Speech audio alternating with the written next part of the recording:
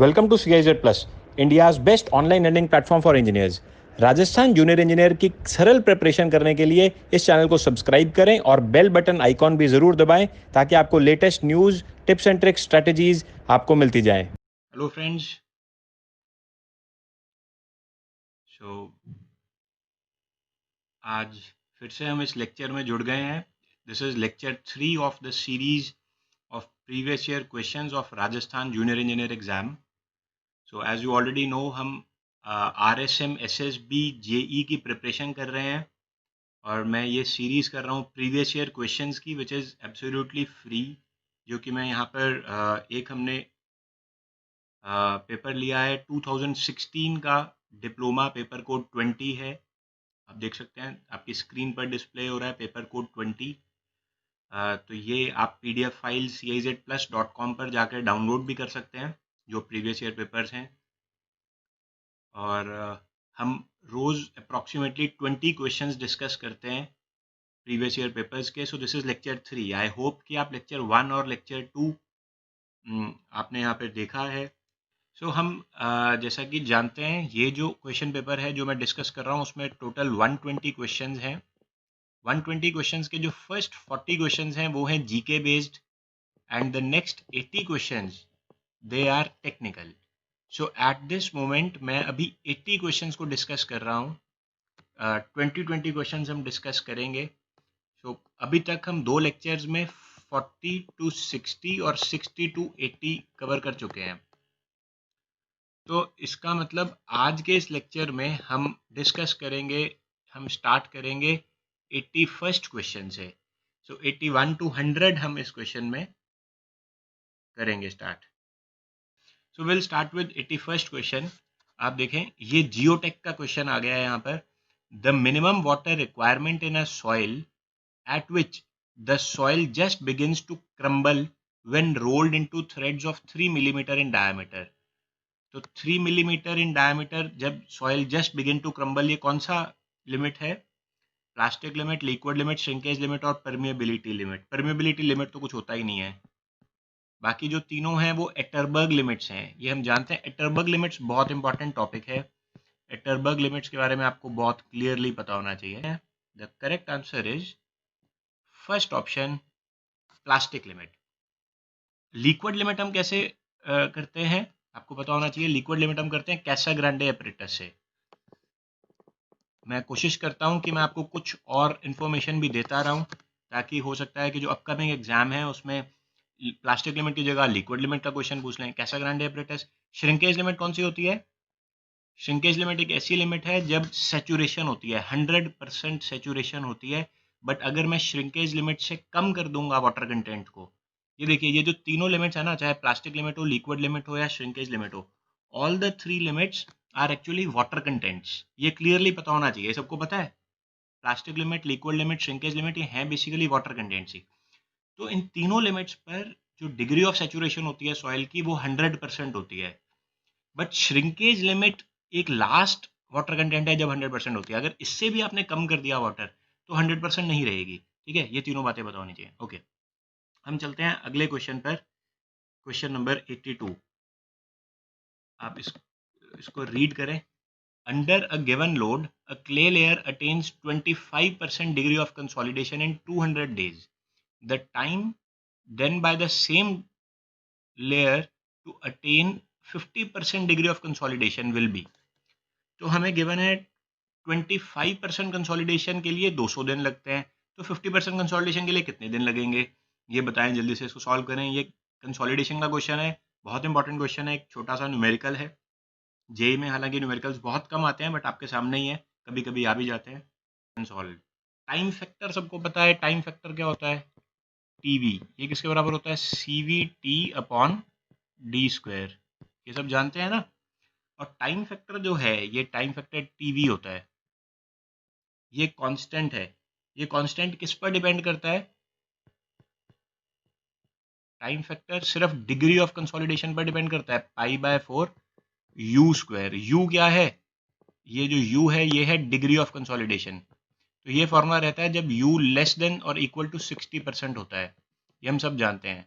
जब degree of consolidation 60% से कम रहती है तो हम टाइम फैक्टर π/4 यू स्क्वायर से निकाल देते हैं।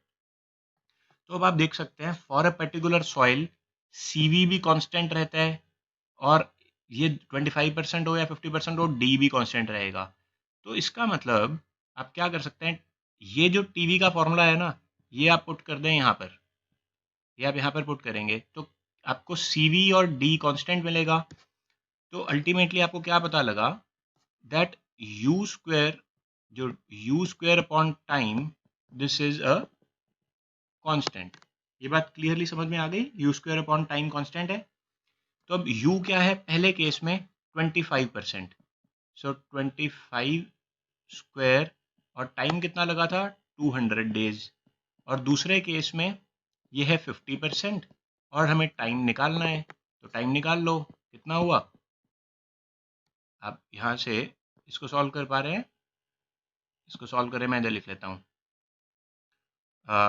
टी कितना आ जाएगा, निकालें इसको, ये आ जाता है 800 डेज। तो इसका करेक्ट आंसर होगा ऑप्शन बी, ऑप्शन 2। ऑप्शन 2 आया, ये समझ लग गया। ये अच्छा क्वेश्चन था, सिंपल सा क्वेश्चन था, बहुत ही सिंपल न्यूमेरिकल है जो कि रिपीट होगा बार बार। इस कंसोलिडेशन के ऊपर न्यूमेरिकल आ जाता है। अगर नहीं समझ आया मैं दोबारा से बताता हूँ।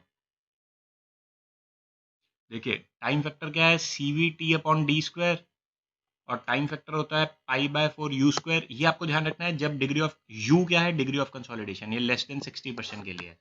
तो यहाँ से हमारे पास U square by T equal to constant आ जाता है। मतलब क्या हुआ कि u1 square by T1 is equal to u2 square by T2, ये हमें मिल जाता है। ये तब है जब degree of consolidation less than 60% है। तो हमने u1 गिवन था क्वेश्चन में 25%, T1 हमें गिवन था 200 डेज, u2 हमें पूछा गया था 50%, T2 हमें पूछा गया था और u2 गिवन था 50, तो T2 आपने निकाल दिया। हम देखते हैं अब क्वेश्चन नंबर 83 पर आते हैं, ठीक है। 83, सो आप ये पढ़ पा रहे हैं इसको थोड़ा, coefficient of permeability of soil. Coefficient of permeability of soil ये क्या होता है, के increases with increase in temperature, increase with decrease in temperature, does not depend upon temperature, none। तो क्या होगा इसको जल्दी से बताएं। तो आपको एक कारमान कोजेंजी इक्वेशन याद होगी। कारमान कोजेंजी इक्वेशन में आपको पता होगा कि जो k होता है ना, that is proportional to E cube upon 1 plus E. ये क्या होता है, void ratio. This is also proportional to D10 square effective size, है ना। This is also proportional to gamma W, this is also proportional to 1 by mu. ये सबको पता है, ये कारमान कोजेंजी इक्वेशन होती है। तो अब इसमें अगर हम टेम्परेचर का इफेक्ट देख रहे हैं तो वॉइड रेशो पर कोई भी इफेक्ट नहीं आता, इफेक्टिव साइज पर कोई भी इफेक्ट नहीं आता, ठीक है। वॉइड रेशो पर कोई इफेक्ट नहीं है टेम्परेचर का, और इफेक्टिव साइज पर भी कोई नहीं है। गामा डब्ल्यू पर होता है थोड़ा सा इफेक्ट, और म्यू पर बहुत इफेक्ट होता है। गामा डब्ल्यू पर बहुत ही मामूली इफेक्ट आता है, बट म्यू यानी कि जो डायनामिक विस्कोसिटी है इस पर बहुत इफेक्ट आएगा। अब आप एक बात सोचिए, अब आप एक सोचें, विस्कोसिटी जो है, अगर आप टेम्परेचर बढ़ाते हो, टेम्परेचर को अगर आप इंक्रीज करते हो, तो वाटर के लिए क्या होता है, लिक्विड्स के लिए क्या होता है, लिक्विड्स का अगर आप टेम्परेचर बढ़ाएंगे तो उसकी विस्कोसिटी कम हो जाएगी, ठीक है। अगर विस्कोसिटी कम होगी तो के क्या कर जाएगा, इंक्रीज। सो देयरफॉर इसका आंसर क्या होगा, option 1, increase with increase in temperature. Temperature आपने बढ़ाया जिसके कारण विस्कोसिटी हो गई कम, और विस्कोसिटी कम हो गई तो आप जानते हैं K is inversely proportional to mu, तो इसलिए increase with increase in temperature, okay. अगर हम गैसेस में देखते हैं, वैसे जस्ट एक एक्स्ट्रा नॉलेज के लिए बता रहा हूँ कि गैसेस में क्या होता है, जब आप टेम्परेचर बढ़ाते हैं तो गैसेस की विस्कोसिटी और बढ़ जाती है। क्यों, क्योंकि गैसेस में जो विस्कोसिटी होती है ना, वो होती है रैंडमनेस की वजह से, मॉलिक्यूल्स के रैंडमनेस की वजह से होती है। अगर आपका टेम्परेचर बढ़ेगा, जब आपका टेम्परेचर इंक्रीज करता है तो रैंडम मॉलिक्यूल्स एक दूसरे से टकराते हैं। जब मॉलिक्यूल्स एक दूसरे से टकराएंगे तो viscosity will increase, okay, got it. आगे चलिए, हम देखते हैं question number 84। Coefficient of consolidation is used for calculating. So coefficient of consolidation किस चीज के लिए काम आता है? कोफिशिएंट ऑफ कंसोलिडेशन कौन सा होता है? सीबी। इसका क्या आंसर होगा 84 का? Yes, time rate of settlement. So इसका ऑप्शन 3 है टाइम रेट, मतलब टीवी, टाइम फैक्टर भी हम कह सकते हैं। तो कोफिशिएंट ऑफ कंसोलिडेशन से हमने अभी ऊपर एक न्यूमेरिकल किया था, इसका आंसर टाइम रेट होगा, टाइम फैक्टर। नेक्स्ट देखते हैं question number 85। In situ vane shear test is conducted to determine the shear strength of which type of soil? Non cohesive, cohesive, sandy soil, silty soil। Vane shear test किसके लिए करते हैं? तो हम देखते हैं इसका जो करेक्ट आंसर होगा that is cohesive soil. In situ vane shear test is conducted to determine the shear strength of cohesive soil. ये आपको याद रखना है, जो वेन shear टेस्ट होता है ना, वो कोहेसिव सॉइल के लिए होता है। आगे चलते हैं। For saturated soil Skempton's pore pressure coefficient B is. Saturated soil के लिए बी की वैल्यू क्या होती है? आपको सबको पता है कि स्केम्पटन के दो कोफिशिएंट्स होते हैं, एक होता है ए और एक होता है बी। तो बी ड्राई सॉइल के लिए इसकी क्या वैल्यू होती है और सैचुरेटेड सॉइल के लिए इसकी क्या वैल्यू होती है? तो हम देखते हैं, जो स्केम्पटन्स पोर प्रेशर कोफिशिएंट है बी, सैचुरेटेड सॉइल के लिए वैल्यू होती है 1 और ड्राई सॉइल के लिए वैल्यू होती है 0। याद करेंगे, इसको मैं डिराइव भी करा सकता हूँ, समझा भी सकता हूँ, बट अभी के लिए ज़रूरत नहीं है, आप इसको याद कर लें। अदरवाइज इसका एक्सप्लेनेशन भी करा जा सकता है, बहुत ईजी है, आप इसको पढ़ सकते हैं, बट जेई पर्पज़ के लिए आप इसको अभी के लिए याद ही कर लें कि जो स्केम्पटन्स पोर प्रेशर कोफिशिएंट है बॉम्बे बी, ये सैचुरेटेड सॉइल के लिए 1 होता है, ड्राई के लिए 0 होता है। तो इसलिए इसका करेक्ट आंसर क्या होगा for saturated soil? This is option number 3। ये ऑप्शन नंबर 3 हो जाएगी, right? Yes, correct correct. Okay, आगे चलते हैं। Question number 87.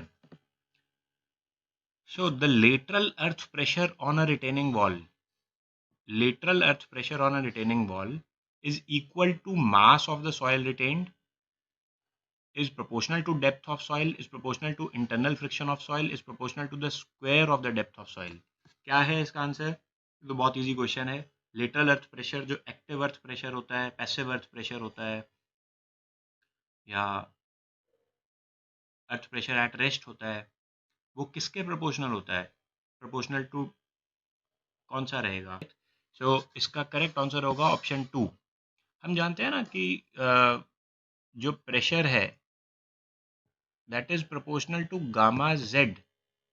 आपको ये पता होना चाहिए कि जो भी प्रोपोर्शन है ना, ये सिग्मा वी होता है, तो ये कितना होगा?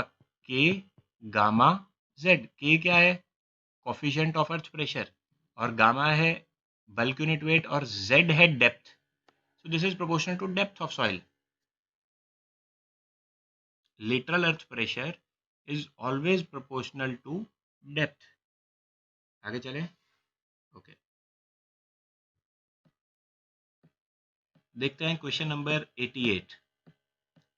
The largest value of Taylor's stability number is. So S N, आपको पता है ना, एस एन होता है ये सी अपॉन गामा एच।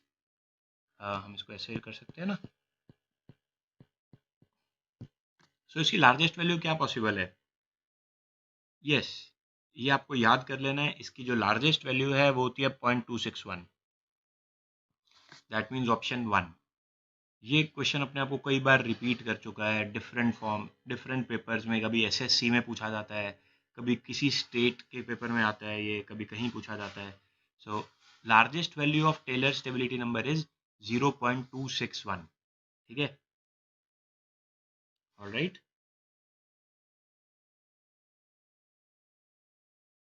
ओके, चलते हैं, फिर आगे चलते हैं। क्वेश्चन नंबर 89 देखते हैं। फास्ट तो नहीं हो रहा ना ज़्यादा? सिंपल है, क्योंकि सिंपल क्वेश्चन हैं तो इसलिए मैं टाइम नहीं लगा रहा। स्टूडेंट्स भी चाहते हैं कि क्रिस्पी लेक्चर रहे तो अच्छा रहेगा, ज़्यादा टाइम पास करने की ज़रूरत नहीं है। तो the bearing capacity of a soil depends upon. Bearing capacity किस पर डिपेंड करती है? Size of particle, shape of particle, cohesive properties of particle, all of the above. Yes, 89 का है option number 4, all of the above. जो bearing capacity होती है ना, वो ये सभी पॉइंट्स पर डिपेंड करती है, size of the particle, shape of particle, cohesive properties, इन सब पर डिपेंड करती है। तो इसका करेक्ट आंसर है all of the above. Alright, correct. Will move to the next question. Plate load test का देखते हैं। In plate load test, to determine the bearing capacity, if soil is sand, the bearing capacity of footing is. Okay, ये बताएं मुझे, ये अच्छा question है। और ये भी वैसे ये गेट में भी इस तरह के क्वेश्चन आते हैं। प्लेट लोड टेस्ट पर यही क्वेश्चन आता है बार बार, चाहे वो गेट हो या आईईएस हो या एसएससी हो, कोई भी एग्जाम हो। तो ये बताएं इसका क्या होगा। For Sandy soil, Sandy soil के लिए क्या फॉर्मूला होता है प्लेट लोड टेस्ट में, ये याद है सबको, याद होना चाहिए। एक सैंड के लिए होता है और एक क्ले के लिए होता है। तो आपको पता होगा ना कि प्लेट लोड टेस्ट में एक प्लेट होती है, उस प्लेट पर हम प्रेशर लगाते हैं, फिर प्लेट से हम डिराइव करते हैं सॉइल का, ऐसा ही होता है ना।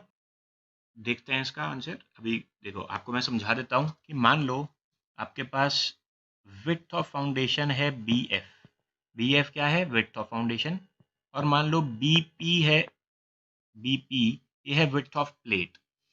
तो आपको क्लियरली ये पता होना चाहिए कि अगर सॉइल सैंडी है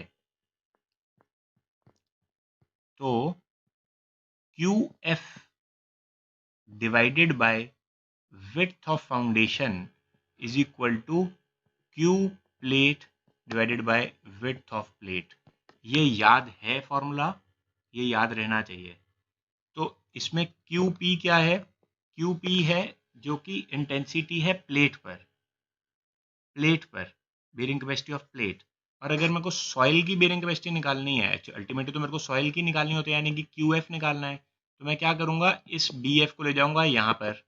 तो मुझे क्या पता लग गया कि QF is proportional to BF, so that means it is directly proportional to width of footing, it is directly proportional to width of footing, मतलब ऑप्शन नंबर 2 हो गई। ठीक है।